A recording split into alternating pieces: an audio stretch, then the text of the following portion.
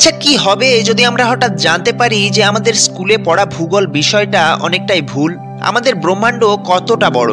খ্রিস্টপূর্ব 600 সাল পর্যন্ত আমরা মনে করতাম আমাদের পৃথিবী গোলাকার নয়, সমতল। 1600 শতাব্দী পর্যন্ত আমরা মনে করতাম যে পৃথিবী আমাদের সৌরমণ্ডলের কেন্দ্র। কিন্তু এখন আমরা সৌরমণ্ডল আর ব্রহ্মাণ্ড নিয়ে অনেক কিছু জেনেছি। এক বিশাল ব্রহ্মাণ্ডের মধ্যে থাকা ছোট্ট একটি স্থান হলো এই পৃথিবী। আমরা এই পৃথিবীতেই বাস করছি। প্রতিদিন আমরা কত কিছুই না করছি এই পৃথিবীতে। বিজ্ঞানের আশীর্বাদেই আজ আমরা আধুনিক সবকিছুর সাথে পরিচিত হতে পারছি। প্রতিদিন নতুন নতুন জিনিস সম্পর্কে জানতে পারছি, আমরা নতুন অনেক কিছু শিখতে পারছি। আর আমাদের এই শিক্ষার পেছনে সবচেয়ে বড় অবদান হলো বিজ্ঞানের।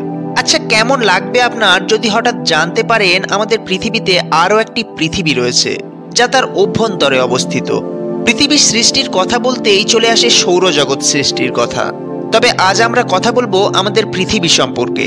পৃথিবীর অভ্যন্তর সম্পর্কে আমরা এতদিন যা জেনে এসেছি তা হলো নিকেল, সিলিকন, ক্রোমিয়াম ইত্যাদি ধাতুর গলিত এবং অর্ধগলিত অবস্থায় এই পৃথিবীর অভ্যন্তরে রয়েছে। কিন্তু সায়েন্স ফিকশন মুভিগুলিতে যেরকমটা দেখানো হয়, যদি সেরকমটাই হয় যে সেন্টার অফ আর্টের মতো আরও একটি পৃথিবী রয়েছে আমাদের এই পৃথিবীর অভ্যন্তরে, ভাবতে সত্যি অবাক লাগছে, তাই না? কেমন হবে যদি বিজ্ঞানীরা সত্যি আবিষ্কার করে ফেলে যে আমাদের পৃথিবীর ভেতরে আরও একটি পৃথিবী রয়েছে, যা সম্পর্কে আমরা এখনো কিছুই জানি না।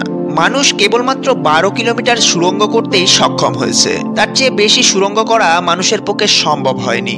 সুতরাং এর থেকে বেশি প্রত্যক্ষ প্রমাণও মানুষের কাছে নেই, এছাড়া থাকার কথাও না।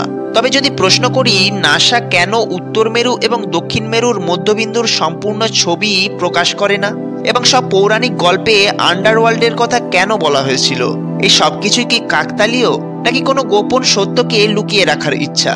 আসুন আজকে আমরা জানবো আর্থ থিওরি সম্পর্কে, এবং এমন কিছু ফ্যাক্টকে সামনে রাখবো যেটা আমাদের পাঠ্য বইয়ে লেখা নেই। তার আগে আমাদের চ্যানেলটি সাবস্ক্রাইব করে পাশে থাকা বেল বাটনটি অবশ্যই প্রেস করুন।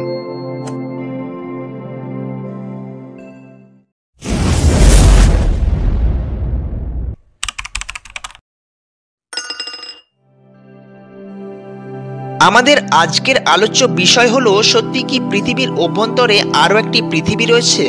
1938 সালে জার্মানির হিটলারের কাছে এক গোপন বার্তা এসেছিল, আর সেই মতো উত্তর মেরুতে অভিযান চালিয়েছিলেন ন্যাৎসি বাহিনী, এবং আন্টার্কটিকারও একটি বিশেষ অংশ নিয়ে গবেষণা চলেছিল, এবং সেটি ছিল অত্যন্ত গোপনে।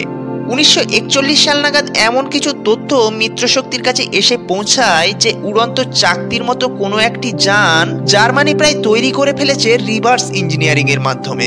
প্রজেক্ট হাই জাম্পও শুধুমাত্র সেই জন্যই করা হয়েছিল, যেটা ছিল ইউএস নেভি দ্বারা পরিচালিত আন্টার্কটিকা অভিযান এবং ন্যাৎসি বাহিনীর ওপর লক্ষ্য রাখা। দ্বিতীয় বিশ্বযুদ্ধের পর 1947 সালে বিখ্যাত পোলার এক্সপ্লোরার অ্যাডমিরাল রিচার্ড বার্ড যখন আন্টার্কটিকার ওপর দিয়ে বিমানে করে উড়ে যাচ্ছিলেন, হঠাৎ এক বিশাল আকার গর্ত দেখতে পান তিনি। এরপর তার লেখা আনক্লাসিফাইড ডায়েরি থেকে পাওয়া তথ্যগুলি সারা পৃথিবীর মাইনস্ট্রিম সায়েন্সকে ধাক্কা দেয়।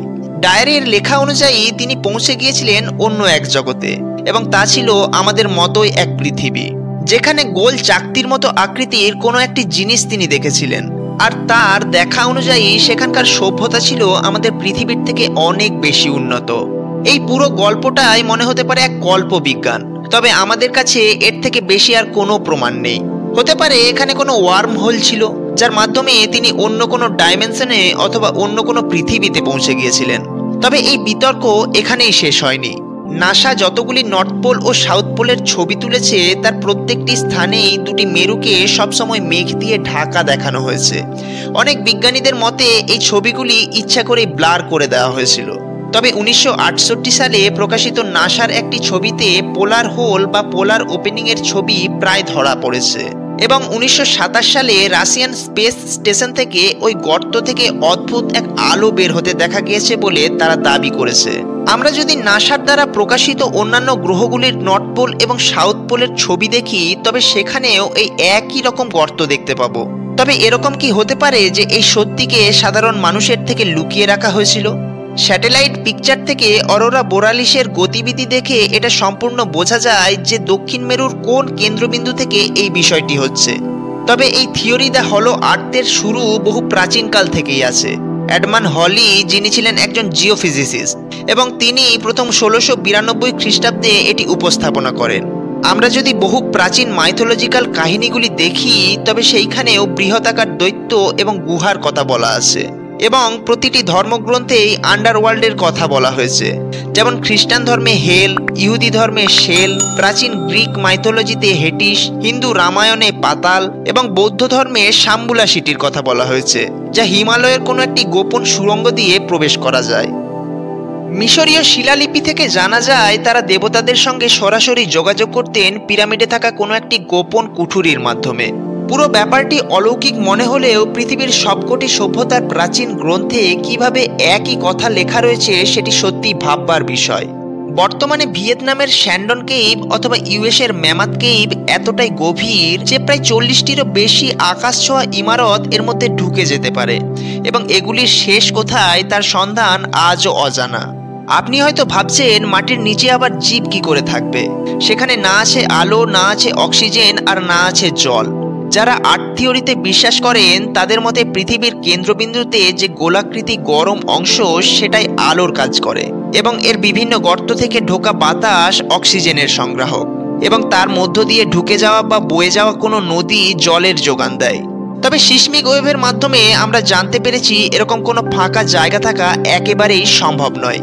যদি আবার পুরো থিওরিটিকে একবারে বলি, তাহলে প্রথমত প্রাচীনকাল থেকেই বিভিন্ন মাইথোলজিক্যাল গল্পে আমরা এই বিষয়গুলি পেয়ে থাকি যে 16 শতকের থিওরি রিচার্ড বার্ডের সুমেরু কুমেরু অভিযান, হিটলারের নিউ সার্বিয়া দখল মানে আন্টার্কটিকার একটি বিশেষ অংশের উপর গবেষণা করা, নাসার তোলা মেরু দুটির ছবি এবং স্পেস স্টেশন থেকে পাওয়া রাশিয়ার ভিডিও, অন্যান্য গ্রহগুলোর একই রকম প্রত্যেকটির ক্ষেত্রে গর্ত বা হোল বর্তমান, সাম্প্রতিক আবিষ্কার হওয়া স্যান্ডন কেভের মতো বিশাল পাতালপুরী, এবং দ্বিতীয় বিশ্বযুদ্ধের শেষে সুমেরু অভিযানে হারিয়ে যাওয়া বিজ্ঞানী। সবকিছু মিলিয়ে দিলে আমাদের মধ্যে এই ধারণায় জন্মায় হয়তো নতুন কিছু আবিষ্কারের অপেক্ষায় রয়েছে, অথবা এই সবটাই আবিষ্কৃত হয়ে গেছে অনেক আগেই, যা আমাদের সবার থেকে গোপন রাখা হয়েছে। আপনাদেরও কি তাই মনে হয়? এখন আমরা সকলেই হয়তো ভাবছি যে এটা খুব অসম্ভব কিছু নয়। এতগুলো সম্পর্কিত ঘটনা যখন আসছে, নিশ্চয়ই কোনো একটা ব্যাপার তো আছেই। কেন নর্থ পোল নিয়ে এত আগ্রহ? কেন নর্থ পোলে সবাই যেতে পারে না? এটাও একটা বড় চিন্তার কারণ। এই নর্থ পোলে কি এমন আছে যা আমাদের সকলের কাছ থেকেই আড়াল করা হচ্ছে? এই সব প্রশ্ন কিন্তু আমাদের মনে থেকেই যায়, আর আমাদের এইসব প্রশ্নের উত্তর একমাত্র বিজ্ঞানীরাই দিতে পারবেন, কারণ আসল সত্যটা তাদেরই জানা। এখন দেখা যাক ভবিষ্যতে বিজ্ঞানীরা আমাদের এই ব্যাপারে কোনো কিছু জানান কিনা।